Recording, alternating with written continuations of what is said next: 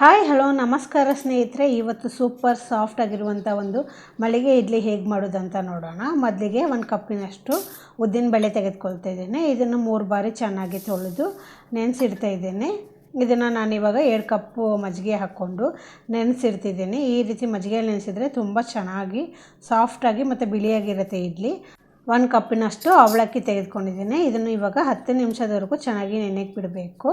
ಇದು ನೆನೆಯಲಿ ಅಷ್ಟರಲ್ಲಿ ನಾವು ಇನ್ನೊಂದು ಪಾತ್ರೆಯಲ್ಲಿ 1.5 ಕಪ್ಪಿನಷ್ಟು ಅಕ್ಕಿ ರವೆ ಹಾಕ್ಕೊಳ್ತಾ ಇದ್ದೀನಿ. ಇದನ್ನು ಕೂಡ 3 ಬಾರಿ ಚೆನ್ನಾಗಿ ತೊಳೆದು ತೆಗೆದುಕೊಳ್ತೇನೆ. ಇದು ತುಂಬ ಚೆನ್ನಾಗಿ ನೀರು ತೆಗೆದುಕೊಳ್ಬೇಕು. ಈ ಥರ ಉದುರುದ್ರಾಗಿ ಮಾಡ್ಕೊಳ್ಬೇಕಾಗತ್ತೆ. ಇವಾಗ ನೆನೆಸಿಟ್ಟಂಥ ಉದ್ದಿನಬೇಳೆ ಮತ್ತು ಅಕ್ಕಿಯನ್ನು ಹಾಕ್ಕೊಳ್ತಾ ಇದ್ದೀನಿ. ಮಜ್ಜಿಗೆ ಕೂಡ ಅದ್ರ ಜೊತೆನೇ ಅಷ್ಟು ಹಾಕ್ಕೊಳ್ತಾ ಇದ್ದೀನಿ. ಚೆನ್ನಾಗಿ ಇದನ್ನು ಇವಾಗ ನುಣ್ಣಗೆ ರುಬ್ಕೊಳ್ಬೇಕು. ತುಂಬ ಚೆನ್ನಾಗಿ ಇದನ್ನು ಕ್ರೀಮಿ ಟೆಕ್ಸ್ಚರ್ ಬರೋವರೆಗೂ ಚೆನ್ನಾಗಿ ನುಣ್ಣಗೆ ರುಬ್ಕೊಳ್ಬೇಕಾಗುತ್ತೆ. ಅಳತೆ ಇದು ಕರೆಕ್ಟು ಸರಿಯಾದ ಪ್ರಮಾಣದಲ್ಲಿ ಹಾಕ್ಕೊಂಡ್ರೆ ತುಂಬ ಸಾಫ್ಟಾಗಿ ಮಲ್ಲಿಗೆ ಇಡ್ಲಿ ಬರುತ್ತದೆ. ಈ ರೀತಿ ಇದನ್ನು ರುಬ್ಬಿದ ಮೇಲೆ ಈಗ ಅಕ್ಕಿ ರವೆಗೆ ಹಾಕ್ಕೊಳ್ತಾ ಇದ್ದೀನಿ. ಇದನ್ನು ಇವಾಗ ಚೆನ್ನಾಗಿ ಮಿಕ್ಸ್ ಮಾಡ್ಕೊಳ್ಬೇಕು.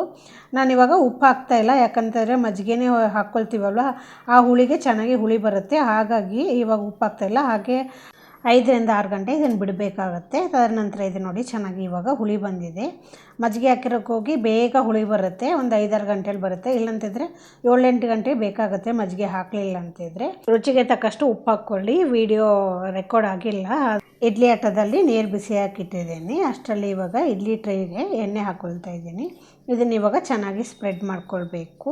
ತದನಂತರ ಇದಕ್ಕೆ ಇವಾಗ ಹಿಟ್ಟು ಹಾಕ್ಕೊಳ್ತಾ ಇದ್ದೀನಿ. ಇದನ್ನು 3/4 ಭಾಗದಷ್ಟು ಹಿಟ್ಟು ಹಾಕ್ಕೊಳ್ತಾ ಇದ್ದೀನಿ, ತುಂಬ ಉಬ್ಬಿ ಬರೋಕ್ಕೋಸ್ಕರ. ಇವಾಗ ನೀರು ಬಿಸಿಯಾಗಿದೆ, ಕುದೀತಾ ಉಂಟು. ಇವಾಗ ಇದನ್ನು ಅಟ್ಟದಲ್ಲಿ ಇಟ್ಟು 10 ನಿಮಿಷ ಮಧ್ಯಮ ಉರಿಯಲ್ಲಿ ಬೇಯಕ್ಕಿಡಬೇಕು. ಈಗ 10 ನಿಮಿಷ ಆಗಿದೆ ನೋಡಿ. ಟೂತ್ಪಿಕ್ ಸಹಾಯದಿಂದ ಚುಚ್ಚಿ ನೋಡ್ತಾ ಇದ್ದೀನಿ. ಹಿಟ್ಟು ಅಂಟ್ಕೊಳ್ಳಿಲ್ಲ ಅಂತಿದ್ರೆ ಚೆನ್ನಾಗಿ ಬೆಂದಿದೆ ಅಂತ. ಇಲ್ಲ ಅಕಸ್ಮಾತ್ ಅಂಟ್ಕೊಂಡ್ರೆ ಇನ್ನೊಂದು 2 ನಿಮಿಷ ಸೂಪರ್ ಸಾಫ್ಟಾಗಿರೋಂಥ ಮಲ್ಲಿಗೆ ಇಡ್ಲಿ ರೆಡಿಯಾಗಿದೆ. ಈ ಥರ ಒಂದು ಸತ ಮಾಡ್ಕೊಳ್ಳಿ. ಇಡ್ಲಿ ಸಾಂಬಾರು ತಿನ್ನಿಸಿದಿರಿ. ಓಕೆ ಬಾಯ್.